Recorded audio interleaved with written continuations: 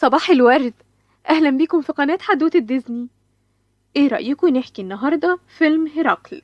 وحكايتنا بتتكلم عن أسطورة إغريقية قديمة بتحكي عن انتشار الظلم والفوضى والفساد بسبب آلهة أشرار، وبتفضل الأوليمب في الظلام لغاية ما جه زيوس وحبسهم وخلصوا الأوليمب من شرهم.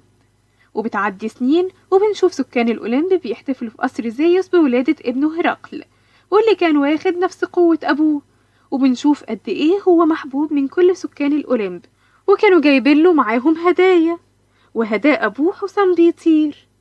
وبنشوف من الحضور حادث اللي كان حاكم وادي الظلام، وكان بيكره زيوس، وكانت دايما نواياه شريرة وعايز يستولي على الحكم.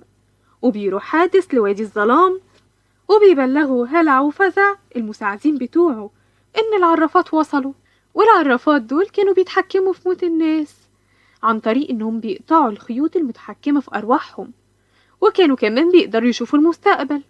وبيقولوا الحادث إن بعد 18 سنة هيهزم حادث زيوس وهيحكم الكون، لكن بيحذروه إنه لو حارب هرقل هيتهزم. وبيقرر حادث إنه يحول هرقل بشر عادي الأول وبعد كده هيقتله، وبيدي إزازة لهلع وفزع وبيأمرهم إنهم يشربوها لآخر نقطة لهرقل علشان يتخلص من قوته الأول وبعد كده يقتلوه. وفعلا بيخطفوا هرقل وبينزلوا بيه عالم البشر وبيشربوا الإزازة، لكن قبل ما يخلصها لآخر نقطة بيسمعوا صوته وبيهربوا. وده السبب إن هرقل بيفضل بقوة الأولمب لكن في شكل بشر. وبيتبناه الراجل والست اللي لقوه لأنهم ما كانوش بيخلفوا.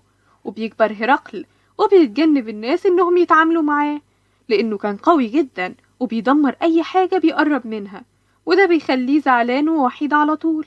وبيقرر باباه ومامته يقولوا له الحقيقة وإنه ابنهم بالتبني، وإنهم لما لقوا معاه سلسلة فيها علامة الأولمب.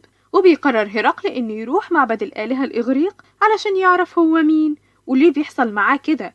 ولما بيوصل بتنزل روح زيس للتمثال بتاعه، وبيعرف هرقل إنه ابنه واتخطف منه وهو صغير، وقال له عشان ترجع الأولمب تاني لازم تثبت إنك بطل حقيقي على الأرض.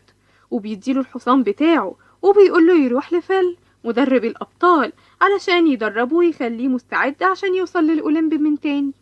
وفعلا بيروح هرقل وبيتحايل على فيل اللي بيرفض في الأول لأن كل الأبطال اللي دربهم خذلوه، لكن هرقل بيفضل يتحايل عليه وبياخده يوريله قوته الحقيقية، وبيقوله إن هو بيكون ابن زيوس.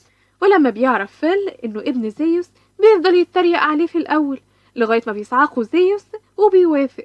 وفعلا بيدرب هرقل وبيختبره ازاي ينقذ صبية في محنة.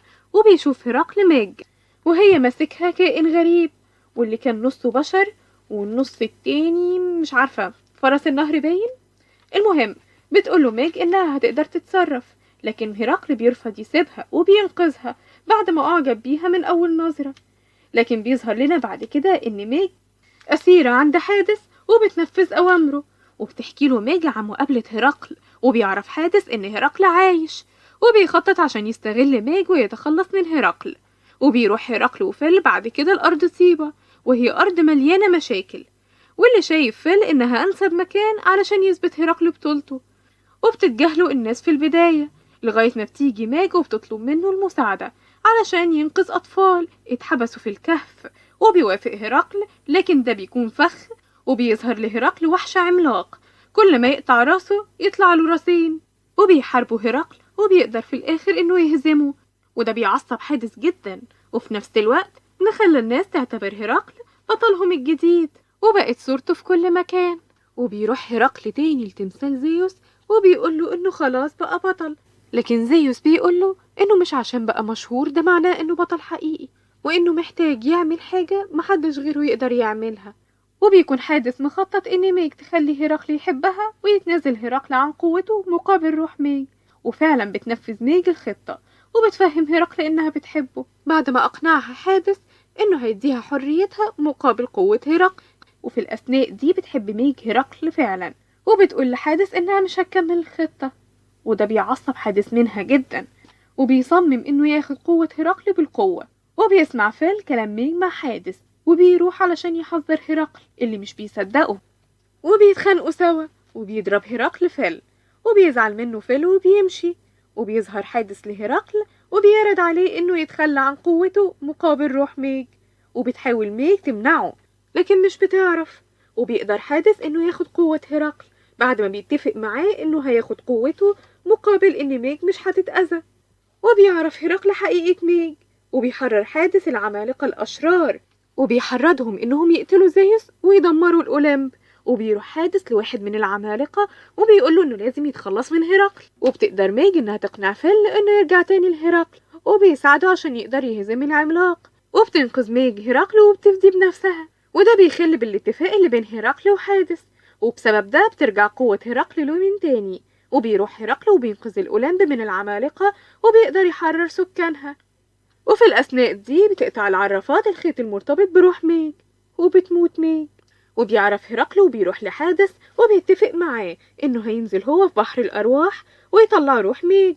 وبيوافق حادث اللي كان مفكر إن هرقل مش هيقدر يطلع تاني من بحر الأرواح.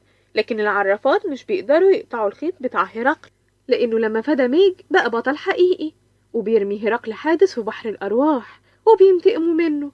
وبيرجع هرقل الميج روحها وبياخدها وبيروحوا الأولمب بعد ما بقى بطل حقيقي. وبيعيشوا مع بعض في سعادة. وتوتة توتة خلصت الحدوتة. لو عجبك الفيديو ما تنساش تعمل لايك وسبسكرايب عشان يوصلك كل جديد.